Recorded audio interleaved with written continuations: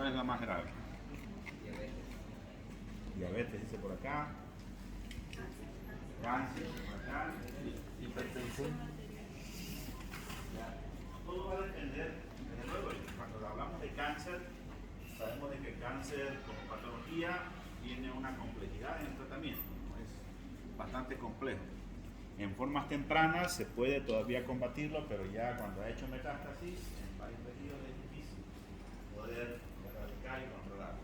Entonces, el paciente tiende a hacer fallo multiorgánico por el excesivo o la excesiva presencia de células alteradas en órganos químicos. Entonces, podría ser una enfermedad que cuando es muy tarde diagnosticada no tiene una solución aparente. Pero ¿cuál de estas enfermedades, si hemos mencionado que el cáncer es una de las más peligrosas, las enfermedades crónicas en sí son una tendencia epidemiológica? Si hablamos de epidemiología, que vamos a hablar más a fondo adelante, debemos recordar de que en el enfoque epidemiológico nosotros nos acercamos mucho más a lo que se está presentando en la región. O sea, nosotros hacemos un hincapié acerca de lo que ocurre en nuestro medio. Y en nuestro medio, en nuestro entorno, en el lugar donde viven ustedes, donde los estudios se desarrollan, ¿cuáles son las patologías de mayor frecuencia que se presentan acá?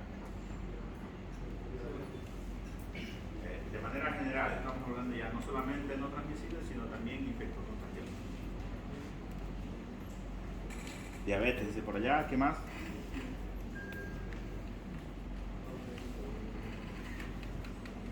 ¿Otra? Litiasis renal. Litiasis renal, ¿ya? Tuberculosis, dengue, más frecuente dengue que tuberculosis, desde luego, epidémica, también es endémica, aunque la tuberculosis también es endémica. ¿Saben esos términos de endemia, epidemia, pandemia, no? ¿Lo conocen? ¿Lo han manejado? Ya, los que han pasado seguro de salud pública 1 ya los manejan bien esos términos. Entonces, cuando hablamos de enfoques epidemiológicos, siempre nos hacemos la idea de que las patologías suelen ocurrir en un medio, regularmente. Y esas enfermedades, cuando ocurren, pues tienen una tendencia. Caracterizan a la población donde se está presentando. Y esa caracterización se da por particularidades propias del medio. La población generalmente tiene rasgos culturales, rasgos también que vienen de la geografía misma y también que afectan a través de lo que es el clima. Entonces, esos aspectos van a afectar la característica epidemiológica o el denominado perfil epidemiológico. El perfil epidemiológico viene a ser las características de patologías que se presentan en una región. El perfil epidemiológico de este aula, por ejemplo, podría ser las características de enfermedades que portan cada uno de ustedes. ¿Alguien está enfermo en este momento? ¿Qué tiene? ¿Gripe? No. ¿Qué tiene? Sí. Salmonela. ¿Otra persona que esté enferma? ¿Todos están sanos? No quiere decir de qué están enfermos. Luego, Déjame. rinitis. ¿Rinitis alérgica? Sí. Ya eso es una enfermedad infectocontagiosa o crónica. Crónica. Tiende a ser más crónica, pero es más a una respuesta inflamatoria ante la presencia de un alergeno. Cuando existe el alergeno que provoca la reacción alérgica, ya no más se presenta. Y eso es lo que generalmente el paciente tiene que identificar en la rinitis o en las situaciones de atopia. ¿Qué tipo de elemento físico, químico, biológico desencadena la reacción? Entonces, mientras exista presencia de ese elemento denominado alergeno, la reacción va a continuar, a pesar de que tomen vitamina. Bien, entonces el perfil epidemiológico de una población nos resume las características sobre las cuales se presentan enfermedades en una región.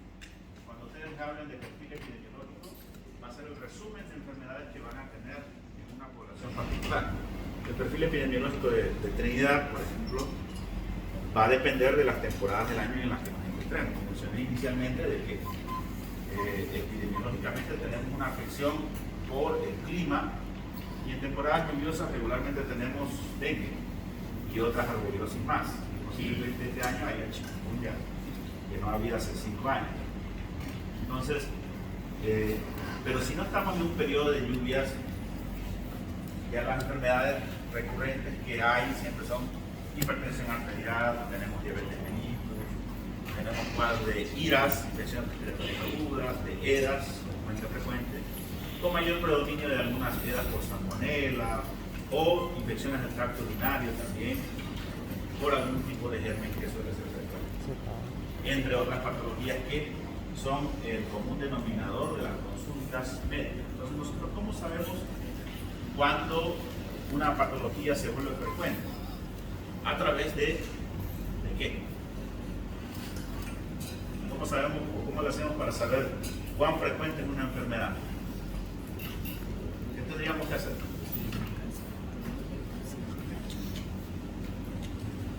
La clase de vigilancia epidemiológica en salud pública 1. Tienen que vigilar. ¿Y cómo se hace la vigilancia epidemiológica? ¿Cuántos tipos de vigilancia existen?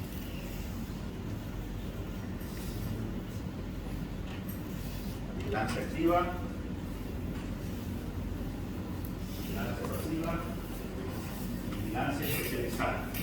Regularmente la vigilancia pasiva es la que el personal de salud en todo el sistema sanitario, incluyendo la seguridad social a corto plazo, incluyendo el subsector público e incluyendo el sector privado, es toda la atención que se registra en los libros de atención regular. Cuando ustedes atienden en el sistema público de salud, recordemos que lo que han pasado en salud pública también recordarán la clase de sistemas de salud.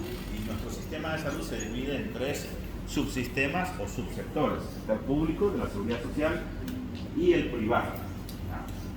Entonces, los 3 funcionan en nuestro país o existen en un solo sistema. Por eso es que a veces es bastante segmentado nuestro sistema sanitario. Por eso es que algunos se van al privado, otros se van a la seguridad social, que son las cajas, y otros al sector público, que vendría a ser el que cubre el SUS. Entonces, cuando nosotros queremos vigilar la prevalencia de patologías o la incidencia de enfermedades, regularmente existe una vigilancia pasiva, y en la vigilancia pasiva es la que se realiza de forma rutinaria en los establecimientos de salud, tanto públicos como de la seguridad social como privada. Entonces, esa vigilancia rutinaria se realiza a través de libros de registros. En el caso del sistema público están los libros del SNIS. El SNIS es el Sistema Nacional de Información en Salud, que es que recoge la información que se genera en los establecimientos de salud de manera general. Que deberían reportar los privados, sí lo deberían reportar, pero generalmente las clínicas no suelen reportar, ni los consultorios privados, esa información. Entonces, todos los sucesos y los hechos de salud que son atendidos en el subsector público, en el subsector privado, regularmente no se reflejan en los datos generales y nacionales que se emiten por el Ministerio de Salud, por el CEDES. ¿Por qué? Porque hay un subregistro de esa información que se genera. Puede que un paciente, por ejemplo, presentó características de una enfermedad emergente, una enfermedad importada, y que fue a atenderse a una clínica privada, y la clínica privada poco hace vigilancia de un evento sanitario y muy poco suele reportar, salvo de que no puedan dar solución a un problema y represente muy grave para ellos. Allí tal vez lo reporten, como este fin de semana que tuvimos 4 personas, si no me equivoco, en el hospital Germán Buch, compatibles con intoxicación por metales pesados. Se estaba sospechando mercurio, pero también se sospechaba que los pacientes trabajaban en la elaboración de algún tipo de droga ilícita. Entonces, uno de ellos ya falleció, no entendido, ya. Y los otros 3 se mantienen en vigilancia, se han tomado muestras y se han enviado para atrás. Entonces, regularmente no sabemos cuándo ocurre o cómo ocurre el evento. Y ya salieron noticias acerca de eso, diciendo de que el pescado está contaminado, que no coman pescado, etcétera, etcétera. Pero ellos son pacientes que vienen de la región de la provincia de Valdiviana, entonces vienen específicamente del lugar de la comunidad y no se relacionan con todo el pescado que se vende en la capital, ¿no? Por ende no podemos hacer ese tipo de medidas. Pero para eso nos sirve la vigilancia, para saber qué tipo de problemas de salud ocurren en un determinado lugar, que desde luego problemas de salud que suelen reportarse por parte del sistema sanitario. No todo el sistema sanitario reporta los problemas de salud. Y ahí está el subsector privado que no suele reportar, y eso tiene que mejorar de a poco el sistema público, que es el encargado de hacer seguimiento a la vigilancia. Entonces, como tal, la epidemiología es una ciencia, la rama de la medicina, que se va a encargar del estudio de los eventos sanitarios que ocurren en una región, y además de las determinantes de la salud que se atribuyen a estos factores en la ocurrencia de los mismos, así como las soluciones necesarias para poder corregir esos problemas de salud. Entonces, en la clase de hoy vamos a hacer un poco de hincapié acerca de unos hitos de epidemiología, todo lo que ha sido la definición general, lo que es la identificación de causalidad, algunos logros de la epidemiología de manera general. Entonces también se les va a dar próximamente una orientación para que hagan el curso HERPS. El curso HERPS tiene que ver mucho con enfermedades crónicas no transmisibles. Les va a servir a muchos de ustedes, los que logren completarlo. Les van a dar un certificado por parte de la Organización Panamericana de la Salud. Les vamos a dar el enlace para que puedan participar del curso. Y los que logren culminar, desde luego van a tener 100 en un casillero de práctica. Es obligatorio que lo haga en serio. Y el que haga 100 van a tener de esos orientes, que no se los he orientado todavía. Voy a dar un mes de paso para que lo terminen en el curso. Es un curso virtual que es orientado por la Pan American Health Organization, por la OPS. Entonces, sabemos de que hemos mencionado el término epidemiología muchas veces a lo largo de la formación académica, pero ¿en qué nos ayuda esta ciencia, esta rama de la medicina?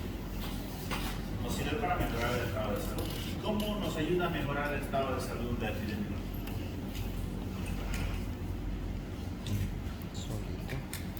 ¿Cómo les ayudaría a mejorar el estado de salud de la población la epidemiología? ¿Algún criterio? No es una pregunta. ¿Algún criterio?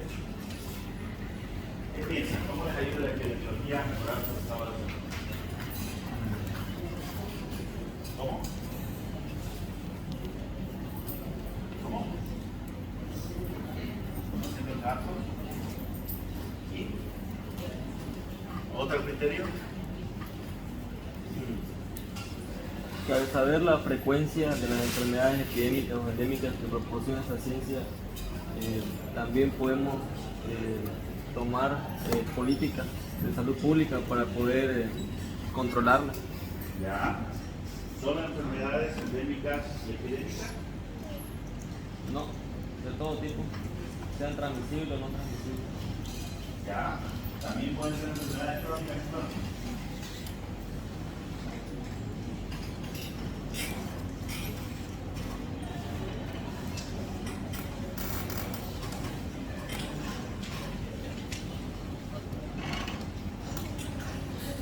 Bien, atención, hay uno de sus compañeros que estaba antes de que ingresen ustedes, sentado en uno de los asientos de adelante y perdió su billetera. Si alguien se ha sentado cerca y ha visto, por favor,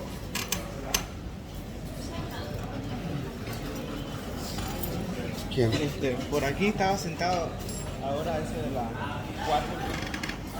¿Las 4? Esperamos las 8.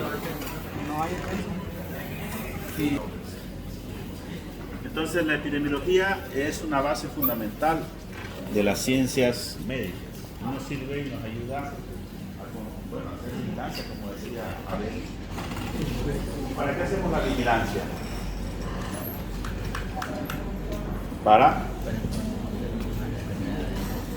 para tomar decisiones. Si yo estoy haciendo vigilancia en el aula para que no copien durante el parcial, ¿para qué vigilo? No copiemos. ¿Cuál es el objeto? Que lo que aprueben en su materia pasemos sabiendo. Exacto. El objeto es de que los que aprueben la materia sepan la materia. Ese es el objeto. Porque si durante la vigilancia se permite copiar, van a pasar sin saber la materia. Por esa razón es que se hace vigilancia. No mismo cuando se hace vigilancia para verificar qué enfermedades existen que puedan representar un riesgo potencial para la salud pública. Imagínense un brote de fiebre hemorrágica boliviana. ¿Han escuchado hablar de eso? Ya. ¿Dónde suele ocurrir esa enfermedad? Fiebre hemorrágica boliviana. San Joaquín. Es una enfermedad crónica o contagiosa. Contagiosa. Producida por un tipo de agente viral. ¿Qué virus? ¿Qué familia es? Un arenavirus, ¿no? De la familia arenaviridae. ¿Y en qué región está? Por donde está el río Machupo, ¿no? Precisamente, ¿no? El Machupo virus.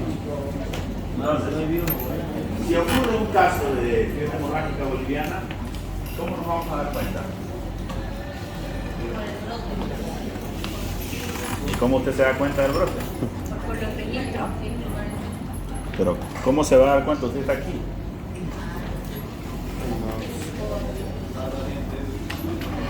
¿Quién le va a avisar? El Sistema Nacional de Vigilancia Epidemiológica. Entonces, existe un Sistema Nacional de Vigilancia Epidemiológica. Nos ayuda a nosotros a vigilar ciertos eventos, no solamente problemas de salud, sino eventos que representen un potencial daño a la salud pública, como pueden ser incendios forestales, pueden ser también deslizamientos, inundaciones. También son eventos sujetos a vigilancia epidemiológica. Incluso la muerte masiva de ciertos animales, mamíferos, también son eventos de vigilancia epidemiológica. Por ende, la epidemiología es una de las herramientas más fundamentales que tienen los organismos internacionales, como la OMS, como la OPS, y desde luego el Ministerio de Salud de nuestro país, desde luego el CEDES de nuestro departamento, que le permite hacer un seguimiento a los problemas de salud que se están presentando en la región. Y no solamente enfermedades, como mencioné hace rato, sino eventos. Que un hombre le pegue a su mujer, ¿es un problema de salud, sí o no? Sí. ¿Es un problema de salud, sí o no? Resulta que existen formularios de vigilancia epidemiológica en cada establecimiento de salud cuando ustedes vayan a trabajar en un centro de salud. Hay un formulario de vigilancia epidemiológica que el médico, junto con la enfermera y el jefe médico de cada centrito, posta, de barrio, etcétera, tienen que llenar de forma mensual y algunos de forma semanal. Y ahí están un conjunto de enfermedades que están sujetas a vigilancia epidemiológica y también hay enfermedades que no están sujetas a vigilancia epidemiológica. Pero resulta que la violencia está sujeta a vigilancia epidemiológica. Precisamente es un problema de salud. ¿Por qué sería un problema de salud la vigilancia de la violencia?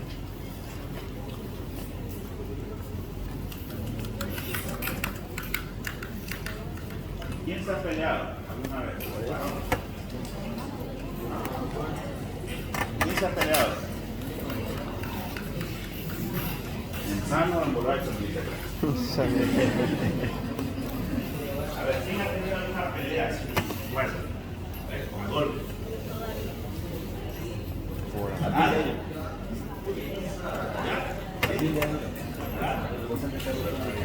Y durante esa pelea ha tenido algún daño a su cuerpo. ¿O usted fue el que pegó? Ni siquiera lo golpearon. Esto. ¿No? El otro. Esto. ¿No sangró?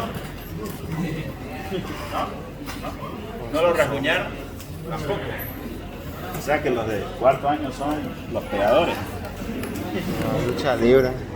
Ya, resulta que entonces aquí tenemos a los agresores, ¿no? Son los que pegaron en realidad.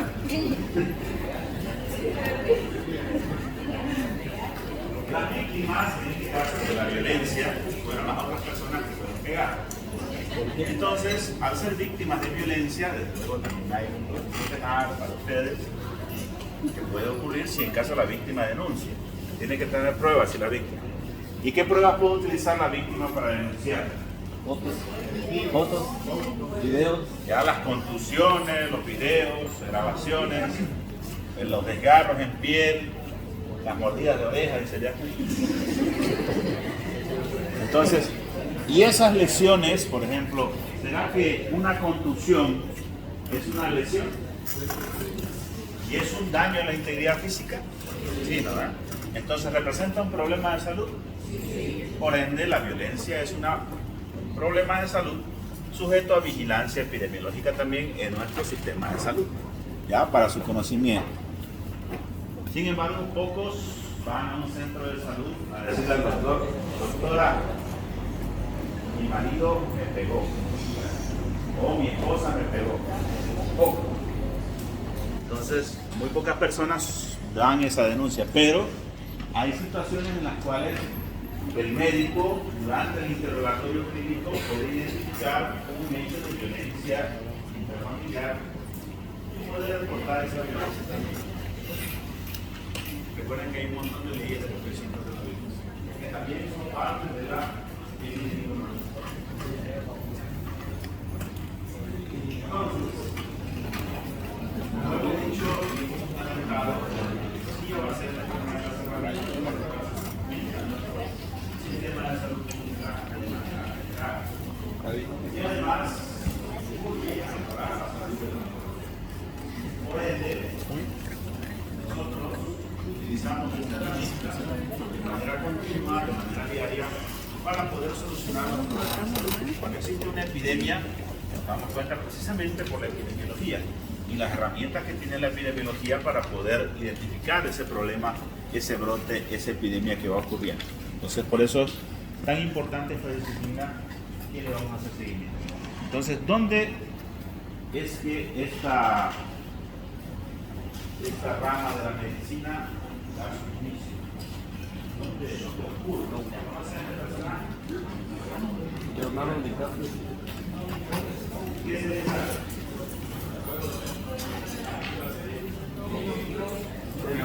Seguramente han visto En La Roca. a otra serie. ¿Cuál es? La Roca.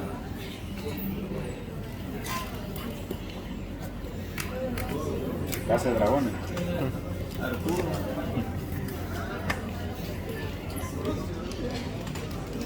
Ya. Y hay otra serie también que sale de como precuela, como precuela de 8. Sí, precuela.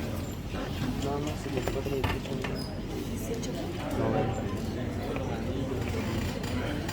La cosa es que el señor de acá se llama Jon Snow.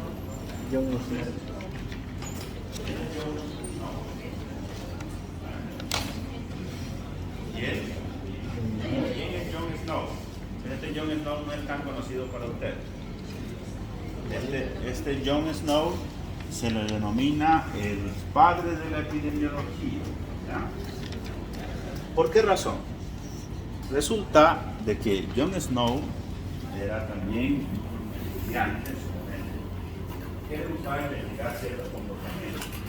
Y gracias a sus investigaciones, pudo lograr descubrir cómo el cólera, en su momento no se había identificado, ni siquiera no se había iniciado ni siquiera la microbiología, por ende no conocía qué era el cólera, pero sí sabía que existía un problema de salud que estaba afectando a las poblaciones de su región, de su ciudad, y la gente moría.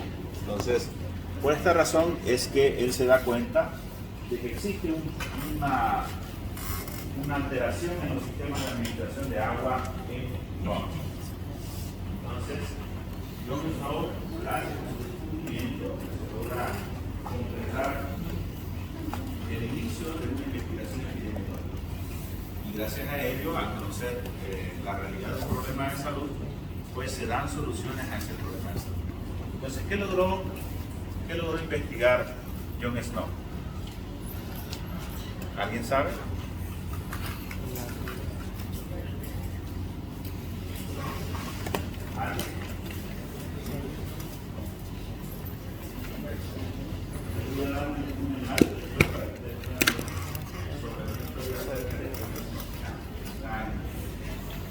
Entonces, la epidemiología es ya desde bastantes años uno de los pilares sobre los cuales se va a sustentar la medicina.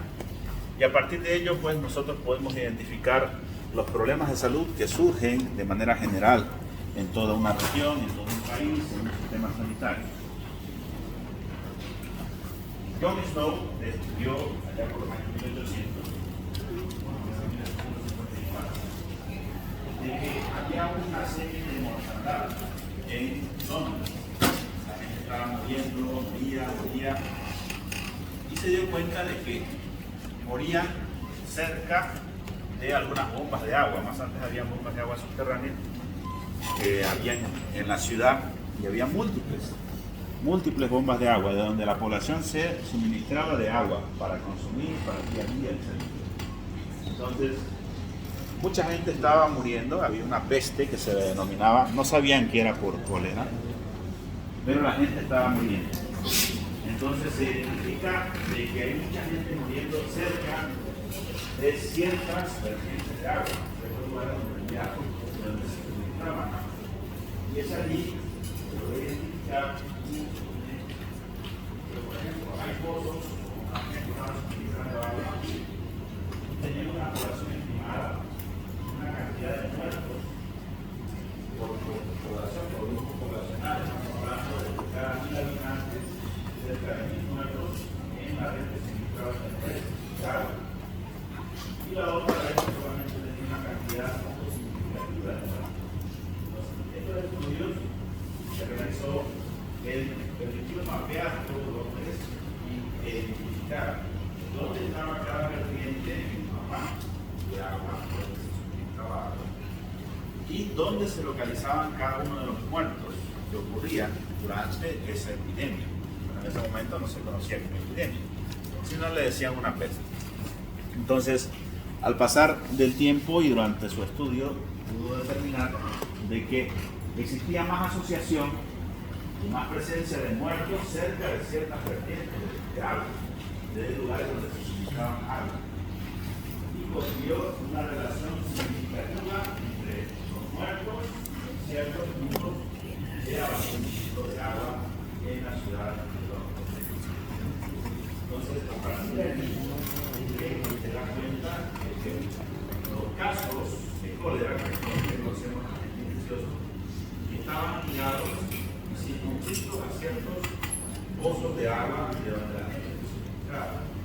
No sé qué es lo que hicieron, identificar cuáles eran los pozos, alrededor los que tenían mayor cantidad de márgenes alrededor porque no consumían el agua, y luego pues cerraron. Una vez cerraron los pozos, la cantidad de muertos disminuyó drásticamente y con ello se controló la peste en la ciudad. Entonces, esa es una manera de resumir.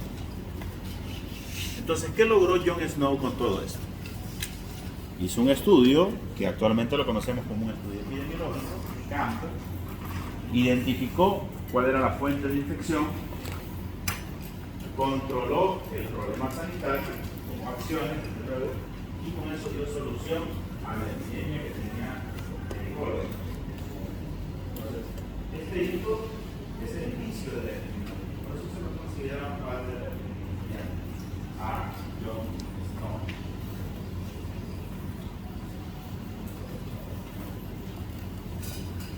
Bien, entonces ya a finales del siglo XIX el contexto epidemiológico nos hace más común y más frecuente con el surgimiento de otras patologías que también se presentan a distancia, pero que en su momento no representaban un problema significativo para la región.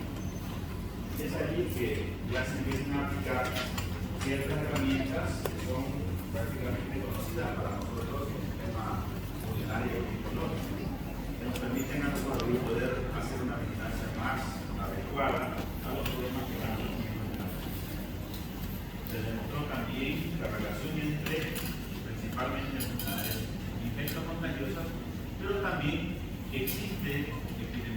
ligar a enfermedades crónicas no transmisibles. Y por ende, pues, eso lo podemos encontrar en poblaciones que ya están haciendo una transición de una pirámide poblacional ascendente a una pirámide poblacional decreciente. O sea, en países en vías de desarrollo se puede ver de que generalmente hay muchas poblaciones, muchos grupos poblacionales en grupos etarios relativamente jóvenes. Estamos hablando menores de 5 años, adolescentes, adultos jóvenes. Y poca población en los grupos de personas adultas mayores, o sea, los adultos y los ancianos son más escasos. Eso se suele ver en países en vías de desarrollo, porque nacen muchos, tienen una alta tasa de natalidad desde los pobladores, también existe una alta tasa de natalidad que les impide llegar hasta edades avanzadas. Y añadido a que la esperanza de vida en países en vías de desarrollo es bastante baja, entonces no llegan a alcanzar edades avanzadas de la tercera edad. Entonces esos países tienen una característica de que tienen una prevalencia principal por enfermedades infectocontagiosas, más que las enfermedades crónicas. Sin embargo, a medida que los países van evolucionando en sus sistemas de salud, desde luego en su capacidad adquisitiva, esto permite de que los sistemas de salud de esos países más desarrollados o en vías de desarrollo ya logren mejorar sus sistemas de salud y por ende las políticas sanitarias que se implementan en sus sistemas sanitarios. Esto trae consigo la mejora también de los servicios sanitarios a los que accede la población y les permite gozar de estándares de vida y salud más elevados. Esto lleva ¿a qué lleva a tener estándares de salud más elevados? A un promedio de vida más alto. Exacto. Entonces, el tener estándares de salud más elevados nos permite a nosotros gozar de esperanza de vida más alta. Pero al tener una esperanza de vida más alta, imagínense que ahorita estamos en 72 y si elevamos nuestra esperanza de vida a 85 años, ¿qué va a pasar en nuestro país? La población va a crecer. Ya la población crece, desde luego. Como hay menos muertos y menos incidencias de muertos, la población crece. Y en tema de salud, ¿qué ocurre? El perfil epidemiológico que inicialmente era por enfermedades infectocontagiosas cambia y se vuelve un perfil epidemiológico por enfermedades crónicas no transmisibles. ¿Por qué?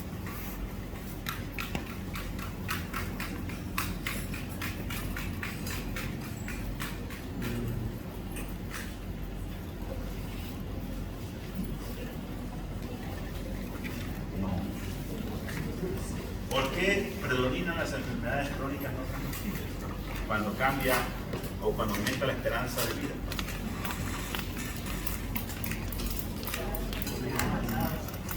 Por la edad avanzada. Resulta que a mayor edad hay mayor probabilidad de presentar enfermedades degenerativas, enfermedades crónicas. A ver, díganme, ¿quién de sus abuelos no es enfermo de hipertensión o de diabetes o de insuficiencia cardíaca o de osteoporosis o de alguna secuela de diabetes, insuficiencia renal o tal vez de algún tipo de demencia senil, Alzheimer? Entonces la mayoría de los ancianos, o tal vez una disminución progresiva de la agudeza visual, la mayoría de los ancianos suelen tener este tipo de patologías. Ya es una enfermedad crónica. Entonces el cáncer también se suele presentar con más frecuencia a medida que se va aumentando de edad. Entonces, ¿qué pasa con el perfil epidemiológico de una población? Cambia. El perfil epidemiológico de esa población cambia. Si todos ustedes tuviesen niños en este momento, la mayoría de las enfermedades que tuviesen no fuesen enfermedades crónicas, fuesen enfermedades agudas. ¿Por qué?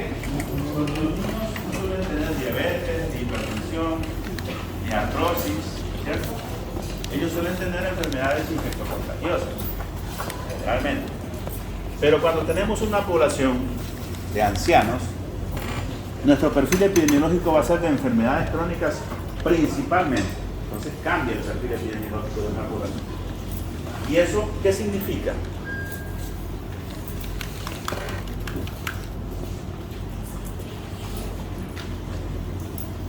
¿Qué significa? significa que cambie el perfil epidemiológico de la población? ¿Es bueno? ¿Es malo?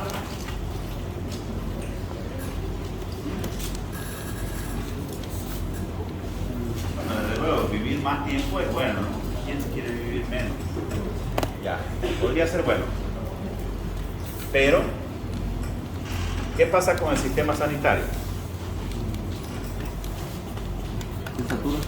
Existe un mayor gasto en salud, sobre todo cuando el sistema sanitario es universal, como en el caso nuestro, como en el caso de Brasil, como en el caso de Inglaterra, como en el caso de Cuba, entre otros países que tienen un sistema sanitario universal, que quiere decir con una cobertura y acceso gratuito para toda la población. Entonces, el Estado mantiene el sistema de salud y da funcionalidad a ese sistema de salud. Por esa razón es que cuando aumentan las enfermedades crónicas no transmisibles, se vuelve más caro mantener el sistema sanitario. Ustedes saben de que el tratamiento para una persona que no tiene enfermedad crónica, desde luego es más barato que mantener a la persona con hipertensión o con diabetes o con alguna de las complicaciones que presentan estas patologías en su momento. Entonces, eso nos ayuda también a identificar, cuando ustedes trabajan en un centro de salud, qué acciones podrían desarrollar para evitar que los pacientes de avanzada edad lleguen a tener alguna de estas.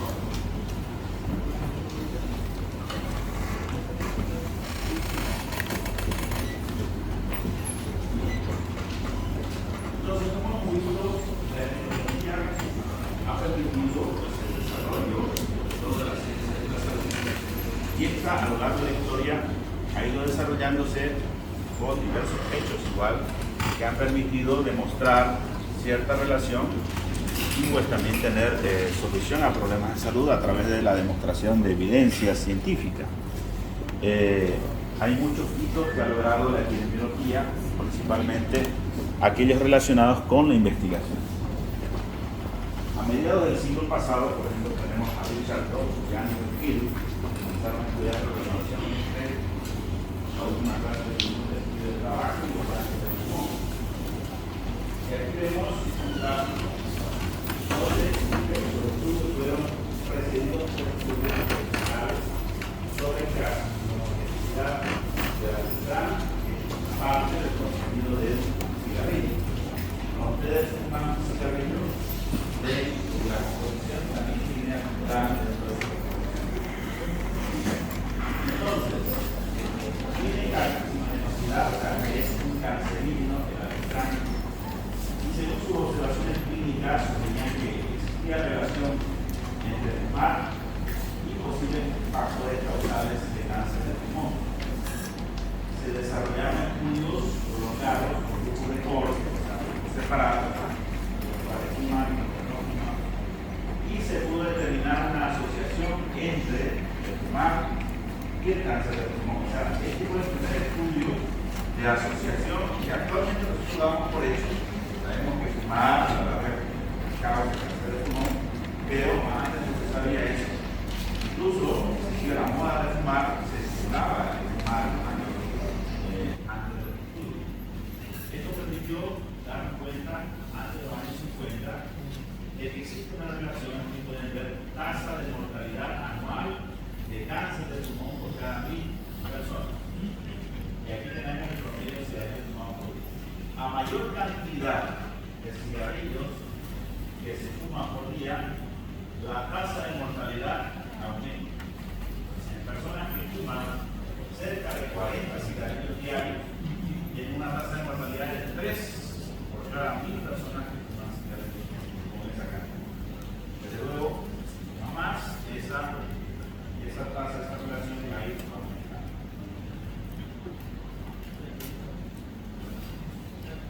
Entonces, también hubo otro estudio que permitió y se demostró también una disminución progresiva de las tasas de mortalidad en no fumadores en las décadas más recientes, o sea, personas que lograban fumar menos. La tasa de mortalidad pues era menor comparada con que se fumaban a partir de cierto tiempo. Entonces, ¿qué nos ayudó esto? Nos ayudó a comprender algo que tal vez no teníamos en cuenta. Incluso hace muchos años el cáncer no estaba dentro de las concepciones de la medicina. Era desconocido, es una patología que no se tomaba en cuenta. Sin embargo, pues gracias a estudios epidemiológicos, porque son estudios epidemiológicos de corte, en este caso, son estudios analíticos que se realizaron, permitieron evidenciar que existía una relación entre el cigarrillo y el cáncer de pulmón.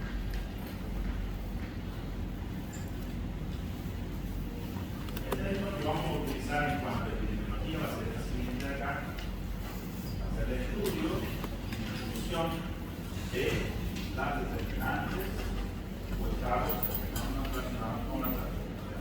Aparte de estudiar las enfermedades, también va a estudiar las determinantes, estados y fenómenos que están relacionados con la salud.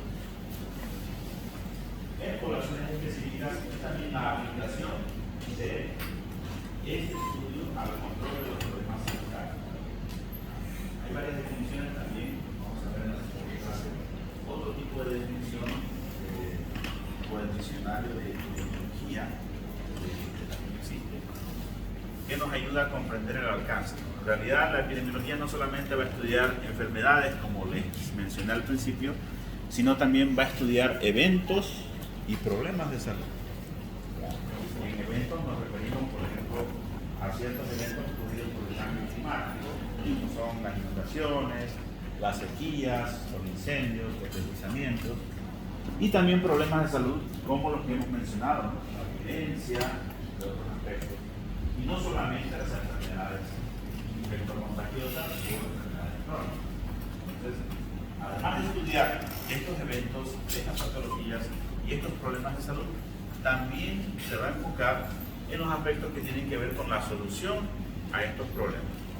O sea, no es solamente saber que existen, sino también implementar una forma de darle solución a estos problemas. Preguntas hasta aquí. Dudas que tengan con la clase que estamos avanzando. Bien, si no tienen dudas, terminamos hasta acá. Doctor, no sé si para mí sería un doble filo. La epidemiología sirve para intentar, en un caso, prolongar el promedio de vida de las personas, sería mucho mejor de lo que intenta. Ya. Pero ¿por qué sucede con la sobrepoblación? Representa un problema para la humanidad en realidad. Sí. Sí. Entonces, el sobrepoblar una área geográfica representa un problema para nosotros.